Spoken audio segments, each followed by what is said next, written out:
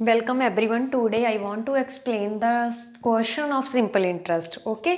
जैसे हमारे पास फर्स्ट सम है, merchants borrowed ₹2,500 from two money lenders. For one loan he paid 12% per annum and for the other 14% per annum. The total interest paid for 1 year was 326. How much did he borrowed at each rate?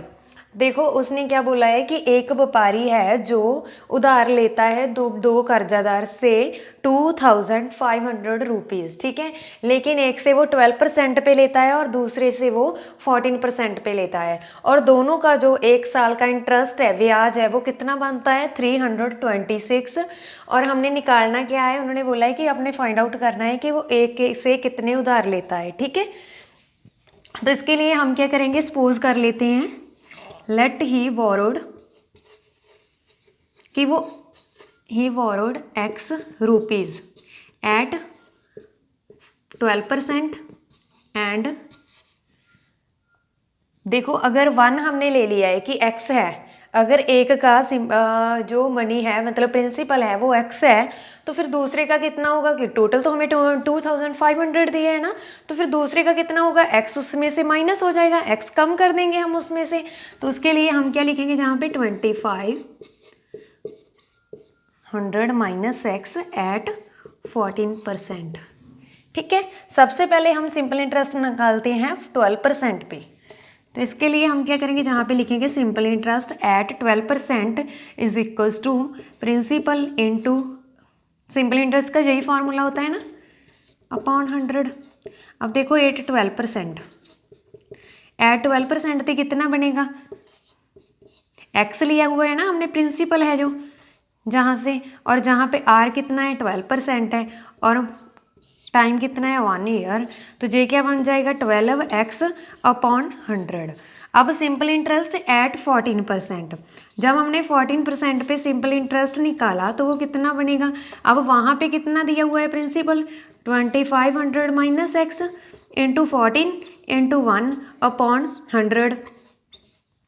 अब देखो ये क्या बन जाएगा 2,500 minus x upon 100, ठीक है।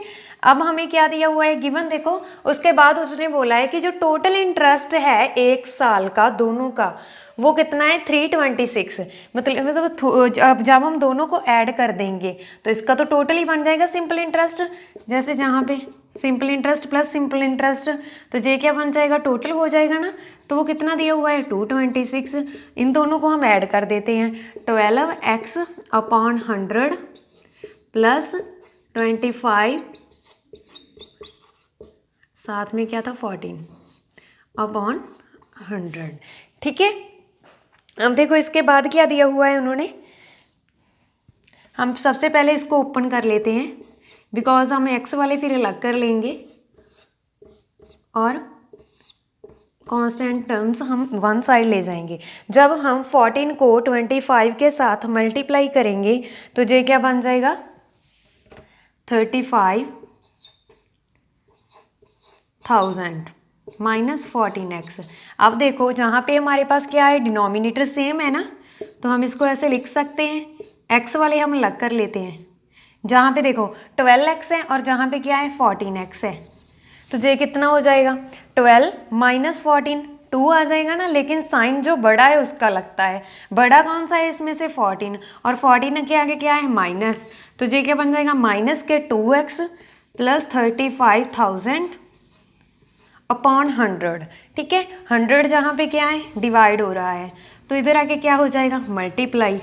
अब देखो अगर 1 के साथ 1 0 हो तो जहाँ पे हम सिंपल, अगर जहाँ पे हमने 10 के साथ मल्टीप्लाई करना है तो हम क्या लिखेंगे जहाँ पे 60, अगर हमने 100 के साथ मल्टीप्लाई करना है तो हम क्या लिखेंगे जहाँ पे 2 0 लग जाएगी। तो ऐसे ही हम डायरेक्ट मल्टीप्लाई कर सकते हैं, जैसे जहाँ पे 100 मल्टीप्लाई डिवाइड हो रहा है तो इधर आके क्या हो जाएगा मल्टीप्लाई, ठीक है। लेकिन ये हम तभी कर सकते हैं अगर हमारे पास 1 है, आगे 1 है, 1 के पीछे जितनी भी जीरो दी हुई है अगर हम उसको किसी टर्म के साथ मल्टीप्लाई कर रहे हैं तो उतनी जीरो ही लगा देनी है, ठीक है। अब देखो 32,600 minus 35,000, is equals to -2x दिया हुआ है। अब हमारे पास क्या दिया है, -2x। जब हम इसमें से माइनस करेंगे तो ये कितना बन जाएगा, -2400। बिकॉज साइन बड़े का लगता है, जो इसमें से बड़ी टर्म है उसका ही साइन लगेगा, और इसके आगे क्या है, माइनस, तो दैट मीन्स इसके आगे क्या होगा, माइनस। अब देखो माइनस के साथ माइनस कट, और 2 इधर मल्टीप्लाई हो रहा है तो इधर आके क्या हो जाएगा, डिवाइड।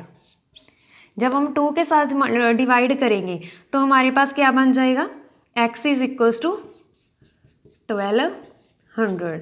अब देखो अगर x मेरे पास 12 है, मीन्स वो 1200 उधार लेता है 12% से, जहाँ पे क्या बन जाएगा, 1200 बोरो करता है वो 12% पे, और 2500 माइनस x कितना है, 1200। तो जब मैं इसमें से माइनस करूँगी तो ये कितना बन जाएगा, 1300 रुपीज़। तो 14%। ये हमारा आंसर। Thank you.